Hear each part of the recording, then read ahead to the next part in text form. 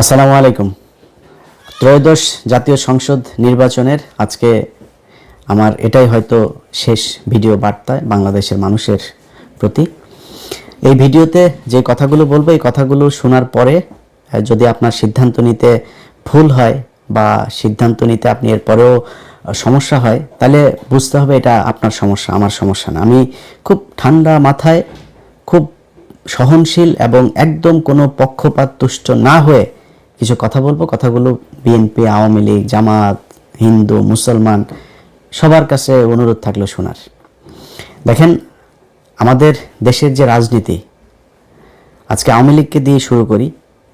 আওয়ামী লীগের বোঝায় লাভ নাই, তারপরও কিছু মানুষ তো আছে এই আওয়ামী লীগ করে যারা কিনা মানে দেশের জন্য মনে করে যে অনেক মানুষ আছে তারা ইন্ডিয়াকে অপছন্দ করে। জামাত, আওয়ামী লীগের অনেক কিছু আছে যেগুলো তারা পছন্দ করে না। ইভেন এই দেলোয়ার হোসেন সাঈদীর ঘটনায় অনেক ছাত্রলীগের রানিং সভাপতি পদ ছেড়ে দল থেকে চলে গিয়েছে।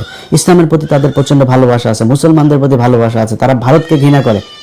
আমাদের সাথে তাদের সমস্যা নাই তো। আমি ভিডিওতে বলছি, আমি টঙ্গী কলেজের ছাত্রলীগের সভাপতি কাজী মঞ্জু, টঙ্গী পৌরসভার ছাত্রলীগের সভাপতি কানন, জিজ্ঞেস করেন, খোঁজ নিয়েন, আমার সবচেয়ে ঘনিষ্ঠ মানুষ ছিল তারা টঙ্গীতে, সবচাইতে ঘনিষ্ঠ মানুষ। এখনও যদি নাকি আমি জানি না যে এরা কোথায়, কে কোথায় আছে, যদি তাদের দরকার হয় আমি আমার বাসায় যদি রাখার জন্য, তাদের নিরাপত্তার জন্য যদি দরকার হয় আমি আমার বাসা ছেড়ে দেব। আমি যেইভাবে থাকছে, মানে সম্পর্কটা এইরকম। কারণ আমি দেশ থেকে যখন এসছি তখন পর্যন্ত এই দেশের রাজনীতিটা এই পর্যায়ে পৌঁছায় নাই। শিবির করলেই কাউকে গলা কেটে মানে ক্রস ফায়ার দিয়ে মেরে ফেলতে হবে এই অবস্থায় হয় নাই। ভারতের মোদির জন্য আমার দেশের মুসলমানদেরকে গুলি করে মারতে হবে এই অবস্থা তখনও শুরু হয় নাই।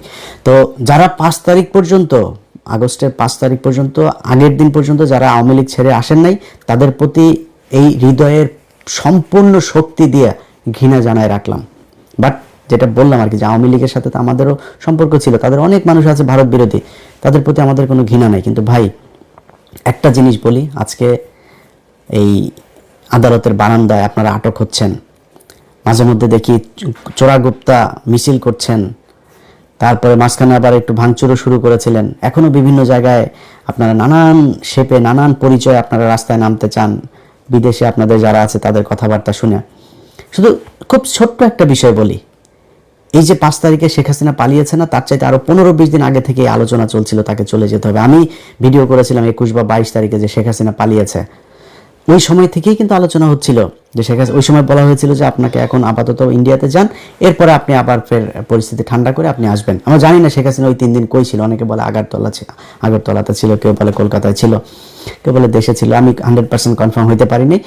তো শেখ হাসিনা দেশে এসেই বললো যে শেখের বেটি পালায় না, এরপরে কিন্তু ঠিকই পলাইলো। আপনি পিছনেটা বাদ দেন, 5 তারিখে পলানোর এটা তো আমরা সবাই এখন জানছি যে এটা 2 তারিখ 3 তারিখ থেকেই এই আলোচনা, 3 বাহিনীর প্রধান দফায় দফায় আলোচনা চলছে, হাসিনা চলে যাবে। যেদিন চলে গেলেন তারও তো 3 ঘন্টা 5 ঘন্টা আগেও তো আপনার 5 তারিখে গিয়েছে, 3 তারিখে সে এই তাপসের সাথে ফোন রেকর্ড ফাঁস হয়েছে, দেখেছেন না? সেখানে সে বলছে সে চলে যাওয়ার কথা। আপনি আওয়ামী লীগ করেন না? আপনি এখনো আদালতের বারান্দায় গিয়ে জয় বাংলা শরীর গরম করা স্লোগান দেন না? এখনো রাস্তায় নামেন না? আপনার জন্য শেখ হাসিনার খারাপ লাগার কথা না? ইভেন এমপি মন্ত্রী যেই সালমান এফ রহমান এত কিছু করলো, তাদেরকেও বলেছে?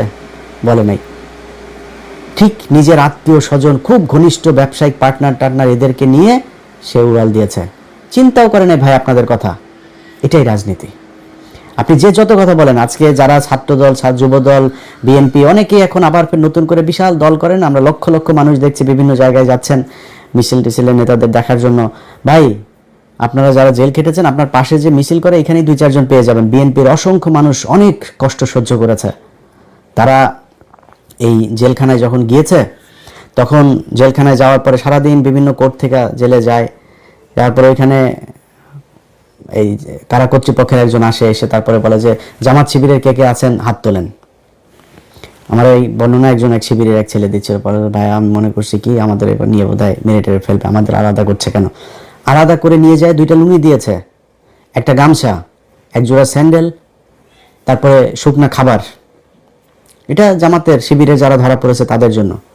আমি অনেক মানুষকে চিনি ভাই, আপনার পরিবার ধ্বংস হয়ে গিয়েছে, ব্যবসা ধ্বংস হয়ে গিয়েছে এই বিএনপির যে নেতার জন্য। আপনি মিছিলে গিয়ে তারপরে আটক হয়েছেন, সেই নিয়ে তো আপনার খবরও নেয় নাই। এটাই রাজনীতি। এই যে 21 টেলিভিশনের চেয়ারম্যান 2 বছর জেল খেটেছে, বিএনপি খবরও নেয় নাই। কনক সারোয়ার 9 মাস জেল খেটেছে, কনক সারোয়ারের বোন জেল খেটেছে।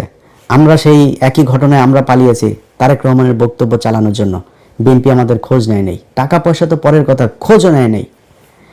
আজকে ইলিয়াস হোসেন আজকে জায়গায় এখানে এসে বসলাম, অনেক মানুষ বলেছেন না আমাদেরকে বিএনপি টাকা দেয়, তারেক রহমান টাকা দেয়, বলেছেন না, আজকে এই জায়গায় এসে বললাম চালানা পয়সার কোনোদিন যদি নাকি বলতে পারে যে জামাত ইসলাম বা বিএনপি থেকে আমাদের কোনোদিন দিয়েছে, বলেন এটা ফাঁস করতে। ধরেন জামাত, তো এখন তো আমি জামাতের পক্ষে বলতে, জামাত বলবে না মনে করেন, বিএনপিরে বলেন একটা ফাঁস করতে যে আমার একটা টাকা দিয়েছে। আজকে পর্যন্ত কোনোদিন শুনেছেন তারেক রহমানকে নিয়ে কোনো বাজে কথা বলেছে, খালেদা জিয়াকে নিয়ে কোনো বাজে কথা বলেছে, জিয়াউর রহমানকে নিয়ে বাজে কথা? এখন তো তাও একটু সমালোচনা করি খুব ভদ্রভাবে। গেল 5 তারিখের আগ পর্যন্ত 6 বছর বিএনপির তো ক্ষমতা ছিল না, কিছুই ছিল না। বিএনপি জীবনে কোনোদিন আবার ক্ষমতায় আসতে পারবে এটা অনিশ্চিত একটা ভবিষ্যতের মধ্যে ছিল। তখন বলতে পারতাম না? বলেছে নাকি কোনোদিন? যারা বলেছে তারেক রহমানকে চেনেই না, লন্ডনে কি যেন একজন আছে এরকম বলেছে যারা, তাদের সাথে এখন তারেক রহমান ডেকে নিয়ে তারপরে জড়ায় ধরে কোলাকুলি করে, সেগুলো আমরা ফেসবুকে ছবিও দেখি। এটার নামই রাজনীতি। আপনারা কে কি করলো, আপনারা কে আদর্শের কারণে পছন্দ করে, কি কারণে, এটা বাংলাদেশের এই আওয়ামী লীগ বিএনপির ভেতরে নাই। অনেক বিএনপির লোকজনকে চিনি, যারা এই দিন এক এমপিকে দেখছিলাম, তার প্রতিদ্বন্দ্বী জামাতের প্রার্থীর সাথে দেখা হয়েছে, সে বলছে যে ভাই জেলখানায় আপনি আমার ছাড়া কোনোদিন বাসা থেকে খাবার গেলে এই কারণে জেলখানায় অনেক মহব্বত করেছেন আমাকে। এটা হয়েছে, এটাই বাংলাদেশে এই জামাত ইসলাম করেছে। আজকে মানুষের চোখের সামনে দুইটা রাস্তা একদম স্পষ্ট হয়ে গিয়েছে। সকালে একটা লাইভ করেছিলাম আপনাদের বাংলাদেশ সময় রাতে, লাইভটা করার পরে সেই ভিডিওটা নানান ধরনের কৌশল করে, ভিডিও চলাকালীন কপি রাইট ম্যানেজারে উঠে নানানভাবে তারা সেটা সরানো হয়েছে। সেই আওয়ামী লীগ যা যা করেছে বিএনপি তাই করছে। জামাত এই আওয়ামী লীগ যেমন সিআরআই করেছিল, তাদের এখন মহাখালী ডিওএইচএস এক বিরাট বিলাসবহুল এক ভবন তারা ভাড়া নিয়েছে। সেটা নিয়ে সেখানে হাওয়া ভবনের মানে নতুন যে ভার্সন, সেই ভার্সন তারা সেই ভবনে শুরু করেছে। এখানে কিছু লন্ডন থেকে যাওয়া কিছু ধান্দাবাজ চান্দাবাজ এগুলো সব একসাথে হয়ে তারা সোশ্যাল মিডিয়াতে প্রতিদিন হাজার হাজার ডলার খরচ করছে তাদের পক্ষে কাজ করানোর জন্য। কাজ হচ্ছে না, আমার ভিডিও সরাই দিচ্ছেন। ভাই এইগুলি তো আওয়ামী লীগ করতে, আপনি করেন কেন? আপনার নিয়ে এত বাজে কথা তো বললেন, যেটা সত্যি সেগুলি বলেছে।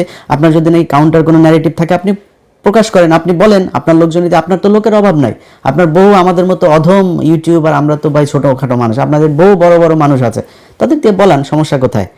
এগুলো করছে, ঘোষণা দিয়েছে এই বিএনপির তথ্য বিষয়ক আপনার সম্পাদক, ঘোষণা দিয়ে আমার ফেসবুক যাওয়ার পরে ঘোষণা দিয়ে বলেছে সে করেছে এটা, অর্থাৎ বিএনপি করেছে।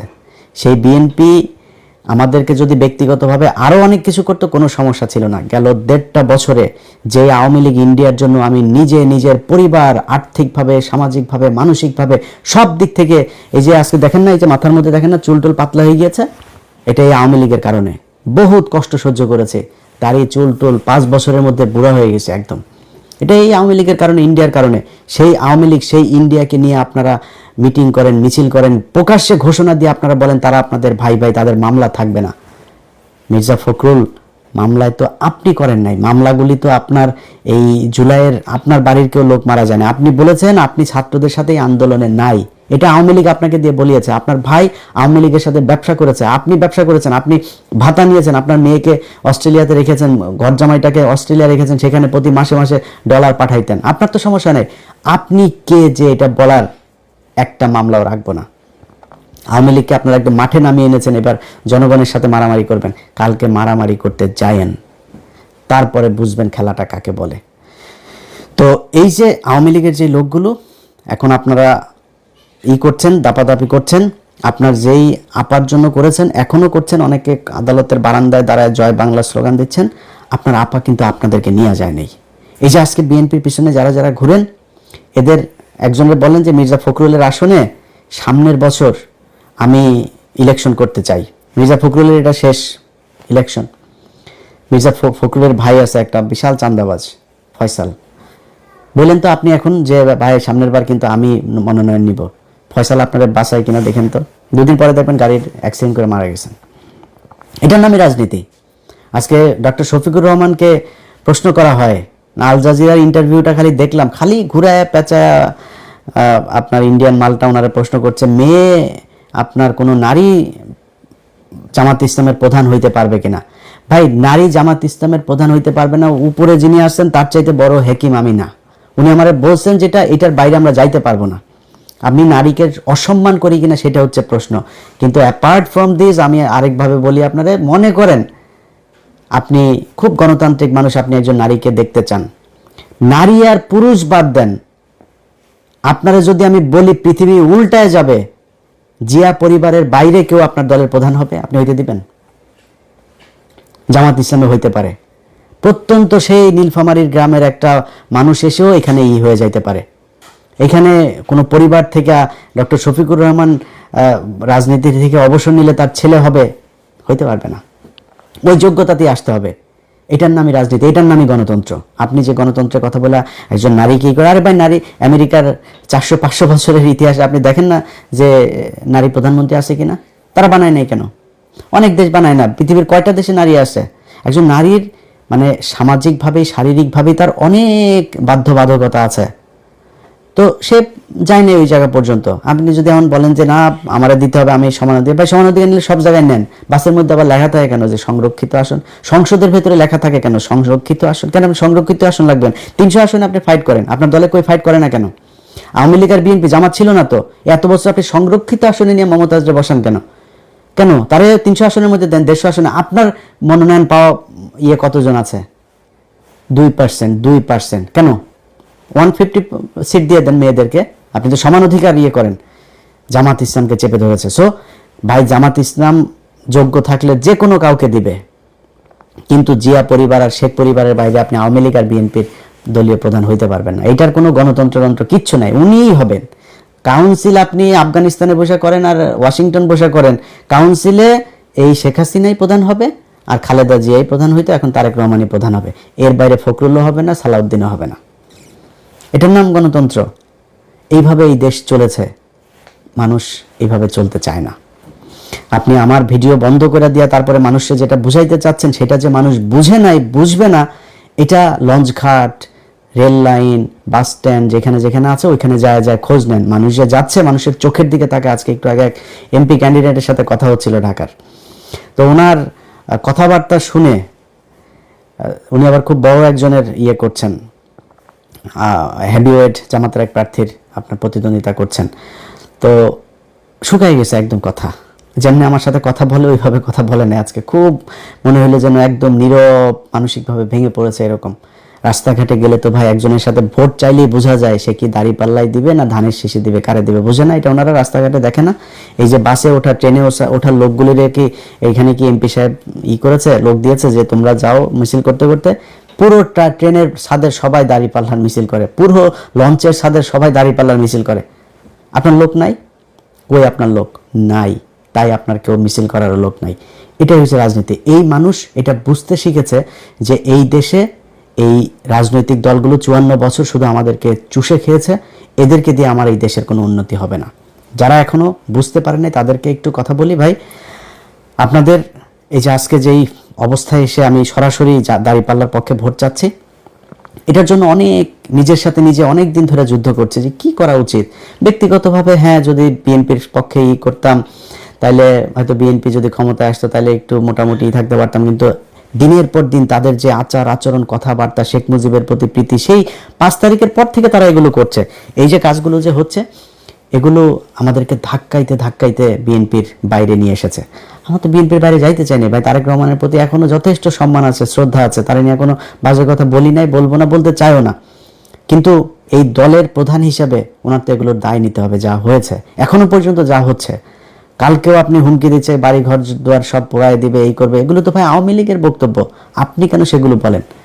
যাই হোক, তারা তাদেরটা বলবে। আপনারা বাংলাদেশে মানুষ যারা আছেন তাদেরকে বলি, ভাই আমি জামাত ইসলামের কেউ না।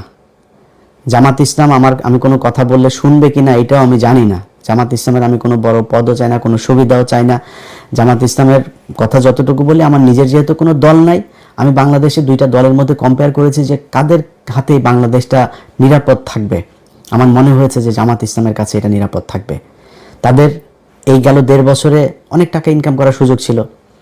তাদের শুনেছেন কোনোদিন এই 1.5 বছর না, কোনোদিন শুনেছেন যে জামাত ইসলামের কোনো লোক বিদেশে টাকা পাচার করেছে?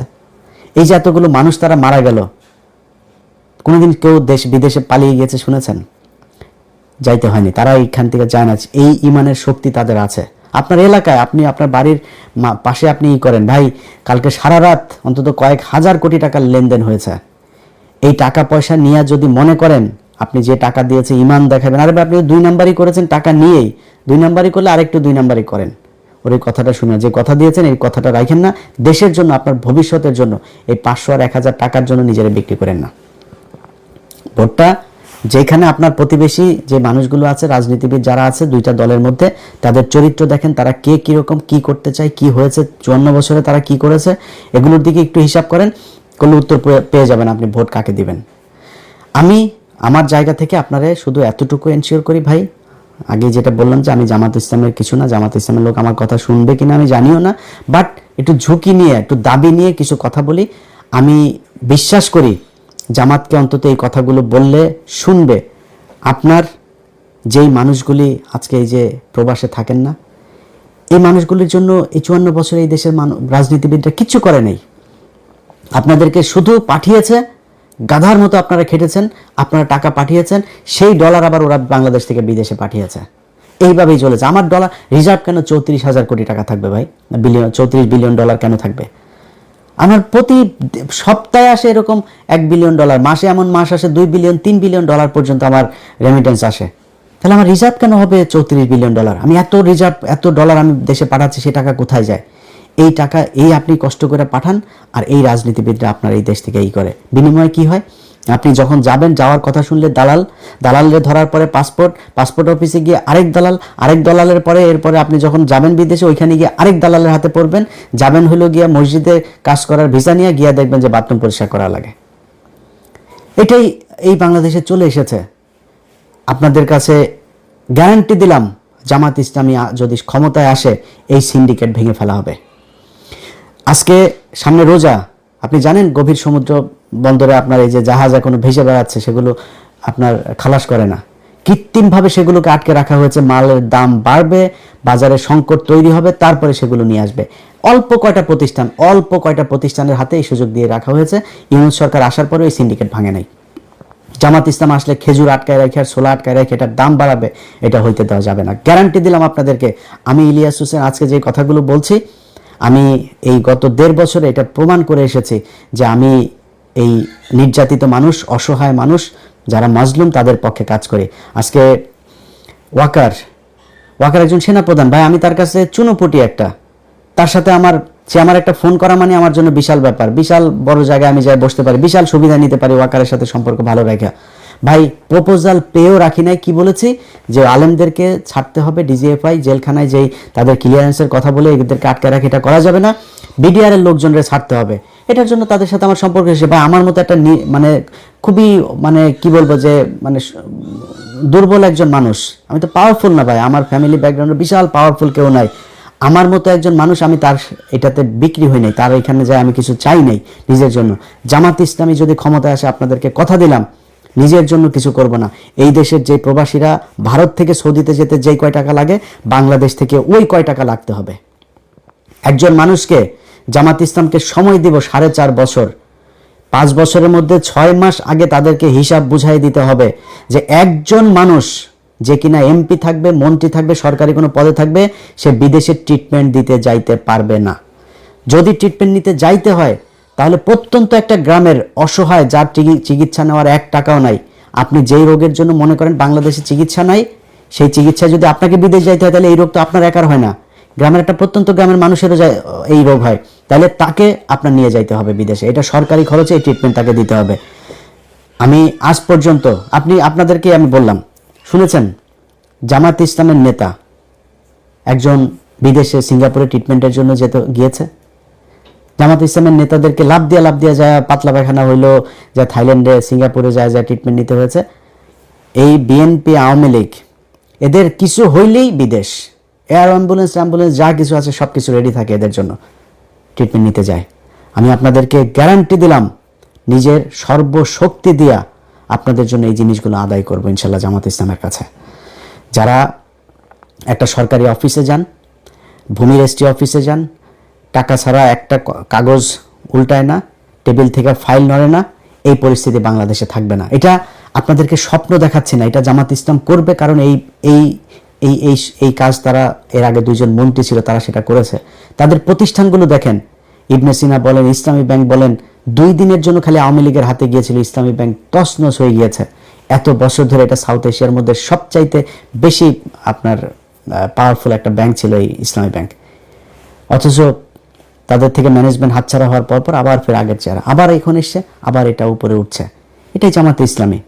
সো এই দলটার কাছে যদি নাকি এই দেশের ক্ষমতা যায়, আপনাদেরকে এইটুকু বলতে পারি যে কতটুকু ভালো হবে সারা দেশ চালাইতে গেলে আমি জানি না, কিন্তু এর ধারে কাছেও কোনো দেশ নাই জামাত ইসলাম যতটি স্বচ্ছতা, ন্যায়, ন্যায্যতা, বৈষম্যহীনভাবে দেশ পরিচালনা করবে, এর আশেপাশেও কেউ নাই। এই বিবেকের তাড়না থেকে বিএনপির একেবারে বিরুদ্ধে যেয়ে এবারে নির্বাচনে দাঁড়িপাল্লার ভোট চেয়েছে। আপনার নিজের প্রয়োজনে, আপনার দেশের প্রতি যে দায়িত্ববোধ, ভালোবাসা, আপনার নিজের পাওয়ার জন্য, আপনি যেই বাজারে দোকান আছে আপনাকে চাঁদা দিতে হয় না, আপনি রাস্তায় একটা বাস চলে আপনাকে চাঁদা দিতে হয় না, একটা লেগুনা চালান, টেম্পো চালান, সিএনজি চালান, চাঁদা দিতে হয় না, ফুটপাতে একটা দোকান আছে, দিন শেষে 300-500 টাকা ইটি করে তারপরে সারাদিন ধুলা বালু এগুলোতে দাঁড়ায় থেকে এই করেন, সেখান থেকেও 100 টাকা দিয়ে দিতে হয়। এই মানুষগুলোকে দিতে হবে না। আমি গ্যারান্টি দিলাম আপনাদেরকে, পৃথিবী বাংলাদেশ 5 বছরের জন্যই না, আরো হাজার হাজার বছরের এই পৃথিবী। আপনারা বেঁচে থাকবেন, আল্লাহ যদি বাঁচায় রাখে, আমরা হয়তো আরো 2-4-10 বছর যদি বেঁচে থাকি, তাহলে দেখব এই 5 বছর জামাত ইসলামীকে দিয়ে দেখেন যে এই দেশের চরিত্র পাল্টায় কিনা, এই দেশে আপনার যে অধিকার, যে নাগরিক অধিকার, সেই অধিকার আপনি পান কিনা। যারা নির্বাচনে দায়িত্ব পালন করছেন তাদের ভেতরে অনেক, বিশেষ করে ওসিদের ভেতরে, ইন্সপেক্টর, পুলিশের ঊর্ধ্বতন অনেক অফিসার আছে, সৎ মানুষ, অনেক অফিসার। বিশেষ করে আমার এই দিন একজন, আমি গত একটা প্রোগ্রামে বলেছিলাম যে পুলিশ মানেই ঘুষখোর, এটা বলার পরে আমার এক এসপি ফোন করেছিল, বলে যে ভাই আপনি আজকে যে কথাগুলো বলেছেন চমৎকার কথা বলেছেন, শুধু একটা কথা ভাই খুব আপত্তিকর, যে পুলিশ মানেই ঘুষখোর। তা বললাম তাহলে কি, পুলিশ কি? বলছে ভাই আপনি কি জানেন যে পুলিশের কত পুলিশ সদস্য যে অনেস্ট? তা বললাম ভাই কোথায় অনেস্ট? প্রতিটা থানার মধ্যে এসআই, কনস্টেবল, ওসি সবই তো ভাই ঘুষ খায়। আমরা যদি এটাকে ক্যাটাগরিক্যালি আপনি বলতে বলেন 99.9% তারা ঘুষ খায়। ভাই এটাই তো পুলিশ না, পুলিশের হেডকোয়ার্টারে পুলিশ, পুলিশের এসবিতে পুলিশ, আর্ম পুলিশে পুলিশ, সিআইডিতে পুলিশ, এরা তো ভাই ঘুষ খায় না সবাই। এখন কথা হইলো যে আমি যাদেরকে মাঠে পাই, আমি তো থানার পুলিশকেই মাঠে পাই, আমার পাসপোর্ট আনতে যাই সেই তাকে আমি মাঠে পাই। এই মানুষগুলো যখন ঘুষ খায় তখন আমার কাছে মনে হয় সবাই ঘুষ খায়। তো আজকে একটু নমনীয়ভাবে বলি, মনে করেন পুলিশ ঘুষ খাইতে চায় না, ভাই অনেক পুলিশ, ডিসি, এসপি, আমলা অনেকে খুব আতঙ্কে আছে। জামাত ইসলাম যদি ক্ষমতায় আসে তাইলে তাদের পিঠের চামড়া থাকবে না। পিঠের চামড়া থাকবে না মানে পিটাবে না, তাদের ঘুষ টুস এই ধান্দাবাজি করার আর সুযোগ থাকবে না। এখন এই কারণে তারা চায় না যে জামাত ইসলাম ক্ষমতায় আসুক। ভাই একটা জিনিস বলি যে এই গেল 15 বছরে এই দেশে বহু ব্যবসায়ী, আমলা, রাজনীতিবিদ হাজার হাজার কোটি টাকার মালিক হয়েছে। আজকে কোথায় তারা? সালমান এফ রহমানের মতো লোক, এস আলমের মতো লোক কোথায় তারা? জেলখানার মধ্যে ঢুকে আছে সালমান এফ রহমান, আনিসুল হক, বিশাল প্রতাপশালী আইনমন্ত্রী, এরা সব এখন কোন অবস্থায় আছে? আপনারা টাকা দিয়ে বাঁচাইতে পারবে না। তার চাইতে যদি সততার সাথে, বাংলাদেশের প্রেক্ষাপটে আপনাদের বেতন তো কম না ভাই, একটা এসপির বেতনও কম না, ডিসির বেতনও কম না, একটু সৎ হয়ে দেখেন না, অন্তত আপনার ভবিষ্যৎ প্রজন্মটা একটা ভালো সুন্দর একটা পৃথিবী, সুন্দর একটা বাংলাদেশ পাবে। একটু করে যান। এদের ভেতরে বিশেষ করে কিছু ওসি আছে, ওসিরা ব্যাপকভাবে তারা চেষ্টা চালায় যাচ্ছেন যে নানানভাবে করতে। ভাই কালকের নির্বাচনটার সাথে 18 সালের নির্বাচনের অনেক মিল আছে, কিন্তু 18 সালের পরিস্থিতি আর এই পরিস্থিতিটা এক না। আপনারা বানাইতে চাচ্ছেন 18 সালের নির্বাচন, এটারে ঘোষণা দিয়েছেন। আওয়ামী লীগ যেমন ওই সময় ঘোষণা দিয়েছিল ভোট কেন্দ্রে গেলে করে ফেলা হবে, ভোটের পরে করা হবে, ওদের আমার সামনে দাঁড়িপাল্লা এই নৌকায় ভোট মারতে হবে, এগুলো বলে বলে এসে আপনারা ঠিক সেটা করছেন। কিন্তু মাঠটা কি সেই অবস্থায় আছে? ওই সময় এক একজন বিএনপির নেতার বিরুদ্ধে 200, 250, 300 করে মামলা, তার উপরে আবার এলাকায় নির্বাচনে তো পাশ করবেন, এটা মোটামুটি 90% কনফার্ম হয়ে নির্বাচনে গিয়েছে। নির্বাচনটা শেষ হলে পিটানি খাবে, আবার জেলে যাইতে হবে, বেশি বাড়াবাড়িও করতে পারে না। পোলিং এজেন্ট দেওয়ার লোক ছিল না।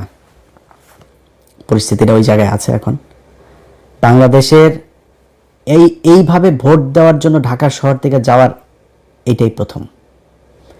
15 বছর ভোট দিতে পারে না, 17 বছর, এটাই প্রথম। জুলাইয়ের একটা বিশাল রক্তক্ষয়ী সংঘর্ষ, একটা অভ্যুত্থানের মধ্য দিয়ে একজন প্রধানমন্ত্রী, বৈধ হোক আর অবৈধ হোক, সিটিং প্রধানমন্ত্রী দেশ থেকে গোষ্ঠী শুদ্ধ পালিয়েছে, এটাই প্রথম।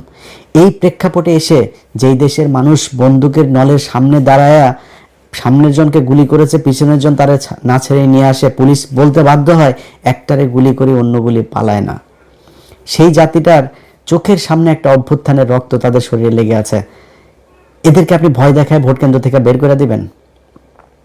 জামাত ইসলামের লোকজনের সাথে সারা বাংলাদেশের মানুষ কেন্দ্রে আপনাদের বিরুদ্ধে দাঁড়াবে যদি কোনো উল্টাপাল্টা যেগুলো বলেছেন এগুলো করার চেষ্টা করেন। আর পুলিশ প্রশাসন চোখের সামনে আপনার করবে।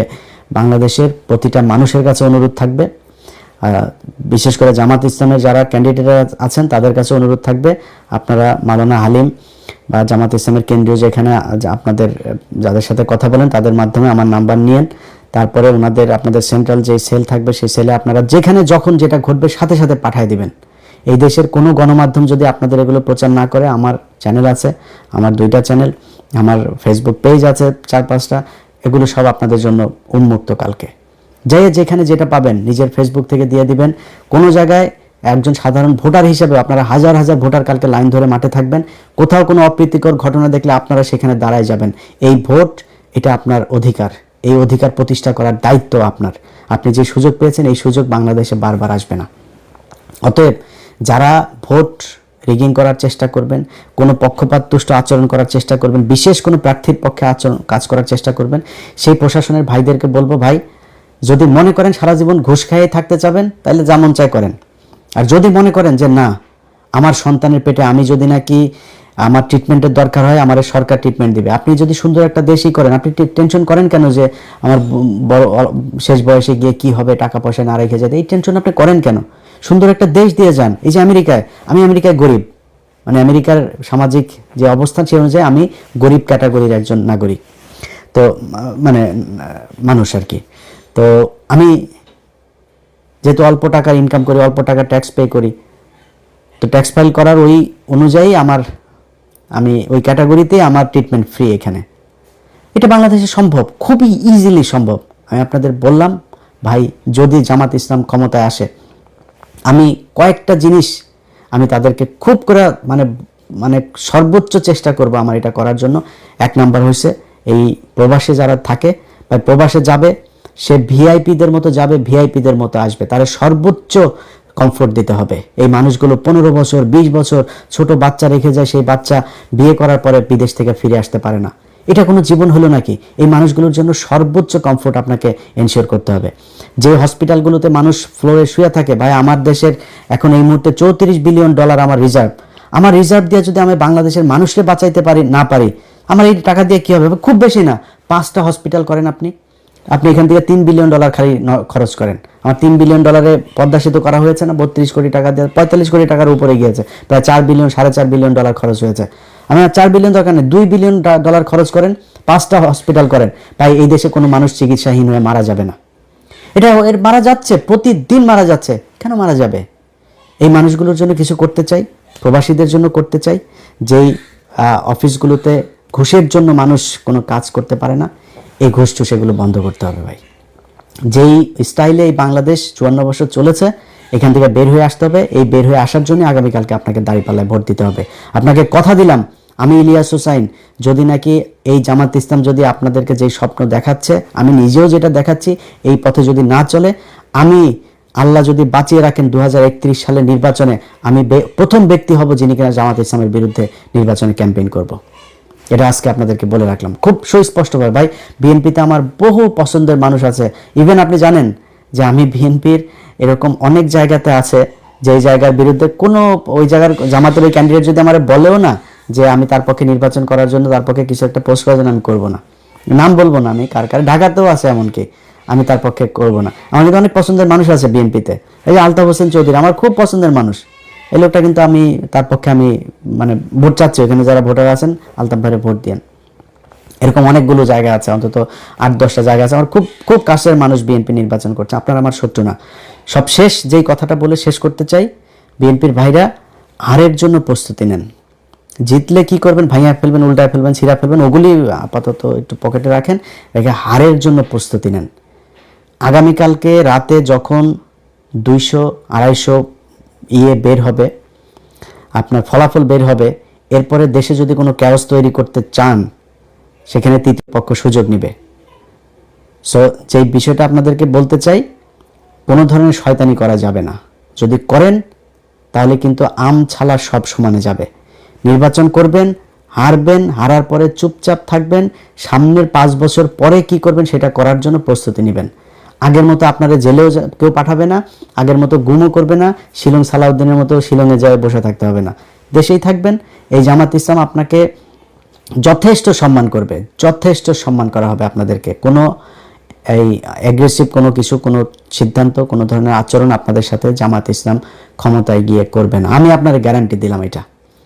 সো নির্বাচন সাধারণ মানুষ যাকে সমর্থন দেয়, যার প্রতি তাদের ভোট দেয়, সে বাংলাদেশে নির্বাচিত হবে, তারা দল গঠন করবে, সরকার গঠন করবে, তারা দেশ পরিচালনা করবে, বাকিটা বিরোধী দল হিসেবে থাকবে। আপনারা যে এই মুহূর্তে 2025-26 সালে যে আপনারা নির্বাচন করছেন, এটা করার কথা ছিল, আপনারা ছেড়েই দিয়েছিলেন। 24-এ হয়েছে, আবার 29-এ হবে, আওয়ামী লীগে আসবে।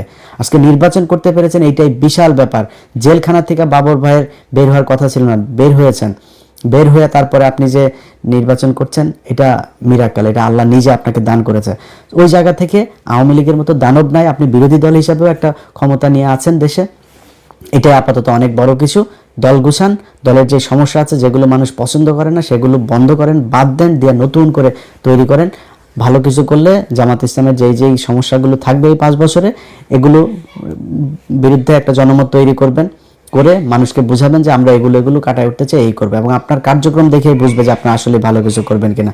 টাকা পয়সা নিয়ে, মনোনয়ন দিয়া, টাকা পয়সা নিয়ে ধান্দাবাজি করে, তারপরে দল গঠন করে চোর বাটপার ঋণ খেলাপিরে দিবেন, তারপরে চাঁদাবাজদের বহিষ্কার হওয়া লোকজনরা আবার দলে ফিরায় না, তার মনোনয়ন দিবেন, এইভাবে তো ভাই মানুষ আপনারা পছন্দ করবে না। সো দল করতে হইলে জামাত ইসলাম অনেক খারাপ, জামাত ইসলামের কোনো বহুত সমস্যা, যা মনে চায় আপনি মনে করেন।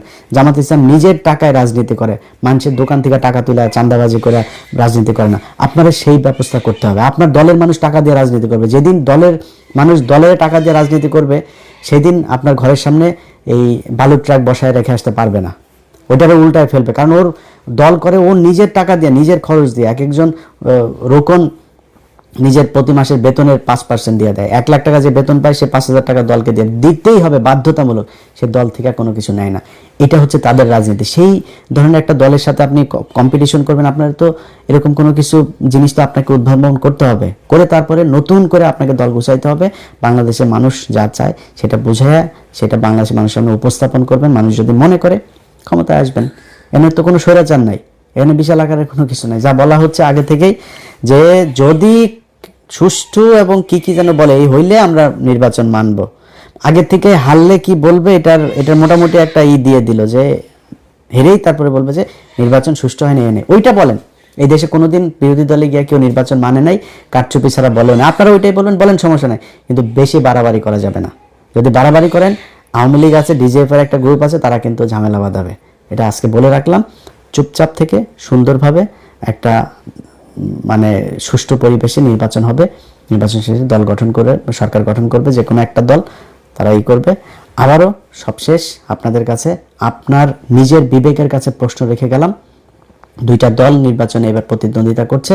যেই দলটারে আপনার মনে হয়, আপনার বাড়ির পাশের যেই মানুষটা দেখে 2জনকে এক জায়গায় দাঁড় করাবেন, চিন্তা করবেন কোন মানুষটাকে আপনার ভোট দেওয়া উচিত, তাকেই দিন। আমার কথা শোনার দরকার নাই।